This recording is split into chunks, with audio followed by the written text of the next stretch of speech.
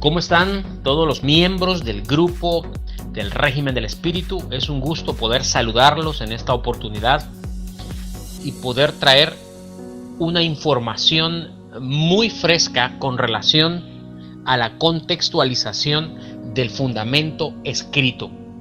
Escrito como sinónimo cuando Pablo dice yo puse el fundamento. Ese fundamento, esa forma de ponerse fue escrita, y el fundamento es precisamente lo que se conoce como la escritura. Tomando en cuenta, mis hermanos, que dice en el verso 11 de 1 Corintios 3, que nadie puede poner otro fundamento. Nota que dice, yo puse el fundamento y nadie puede poner otro. Cuando Pablo dice yo puse, es un sinónimo de yo escribí. Entonces cuando dice en el verso 11 y nadie puede poner otro, es decir, nadie puede escribir otro sin hacer uso de esas mismas ideas. ¿Por qué razón? Pues simplemente porque la evidencia de Romanos 1:20, que dice que el evangelio de Dios es invisible, dice en el verso 23 que cambiaron la gloria del Dios incorruptible en semejanza de imagen de hombre corruptible, de aves, de cuadrúpedos y de reptiles. Esa es la forma en que se cambió la gloria de Dios, que era invisible, porque la fe es invisible. Recuerda que la fe es para ver las cosas que no se ven, para percibir las cosas que no se ven. Pero dice que se cambió esa gloria, la gloria invisible, y se humanizó, se cambió en semejanza de imagen. Imagen significa ideas.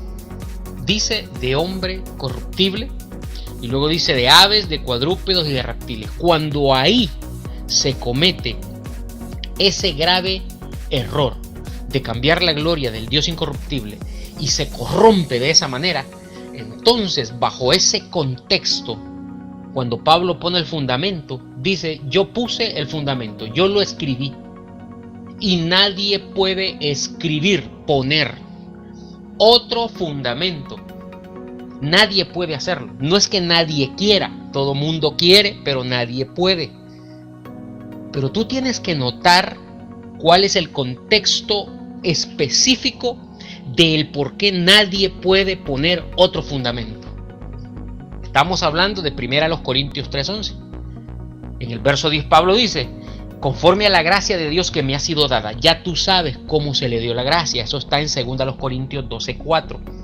Dice que él oyó palabras inefables. Cuando él escucha lo inefable, es decir, lo inenarrable, lo inexpresable, lo incomprensible, entonces lo que sucede es que ahí se cambió la gloria del Dios incorruptible. Lo invisible se cambió por lo visible, que es la forma corrupta. Dice que eso vino a ser una imagen, una idea de hombre corruptible. Y fíjate cómo sigue diciendo, de aves, de cuadrúpedos y de reptiles, como dándote una información de que todo lo que se escribió o de la manera en que se cambia la gloria incorruptible es humanizando aquello que no se logró entender en 2 Corintios capítulo 12 verso 4 por ser inefable. Ahora mira qué interesante esta información, porque entonces dice en el siguiente verso, verso 11, que nadie puede poner otro fundamento. Por supuesto que nadie puede escribir de otra forma, porque ya se había cambiado la gloria. Se había corrompido la gloria en una imagen, en unas ideas corruptibles. Y te dice que la forma corruptible en que se cambió la gloria de Dios fue cuando la información que es de carácter incorruptible se corrompe en la semejanza es igualdad de imagen, es decir, de ideas, de hombre corruptible, de aves, de cuadrúpedos y de reptiles. Por esa causa, mis hermanos, cuando Pablo escribe el fundamento, afirma que nadie podría de ninguna forma poner otro fundamento. Por eso es que tú tienes que entender que el fundamento de donde va a salir toda la información necesaria para poder percibir el error y poder pasar a la perfección está en los escritos de Pablo. Tú dirás, O la religión dice, no, pero es que no podemos ignorar a Mateo, Marcos, Lucas, Juan. Déjame decirte que ellos utilizaron el mismo método corruptible para escribir el fundamento, porque nadie podía poner otro fundamento. Nadie podía poner otro fundamento diferente al que Pablo había escrito, y dice, el cual es Cristo. Por supuesto que es Cristo, pero en su carácter inefable, en su carácter o en su forma en la cual Dios se ocultó, por lo cual dice que en la venida del Señor Él aclararía también lo oculto de las tinieblas. Esa era la forma de traer tinieblas que Dios tuvo para esconder su forma invisible. Ahora, nota que cuando tú entiendes que el fundamento está en las cartas de Pablo, tú tienes que notar que cuando él dice con mucho énfasis, nadie puede poner otro fundamento, eso se ha cumplido a cabalidad todo el tiempo. ¿Por qué? Fíjate, saliéndonos del fundamento, porque solamente ese es el fundamento escritural, pero saliéndonos del fundamento, tú te vas a dar cuenta cómo es que nadie pudo escribir de una forma diferente. Mira, por ejemplo, lo que dice Lucas capítulo 1, verso 1.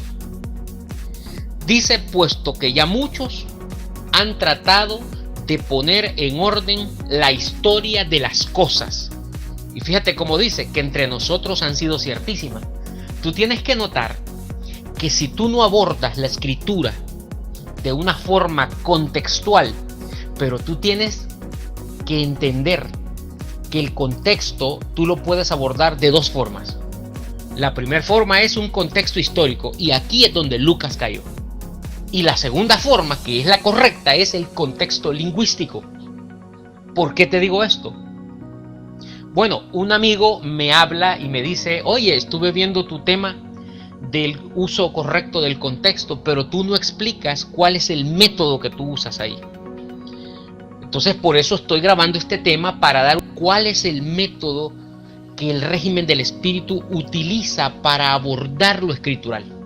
Es el contexto lingüístico. El contexto lingüístico es la única forma en que tú, a través de una ciencia para poder demostrar, que es la lingüística, puedes notar cuál es el enunciado y puedes ver cuál es el significado de esa frase que se forma con palabras y que ocultan una información. El problema es cuando tú lo abordas como Lucas lo abordó. Lucas dijo, puesto que ya muchos han tratado de poner en orden la historia de las cosas. Nota cómo Lucas abordaba lo que había visto en el fundamento escrito por Pablo. Él había visto una historia, y eso se ha heredado por generaciones hasta el día de hoy.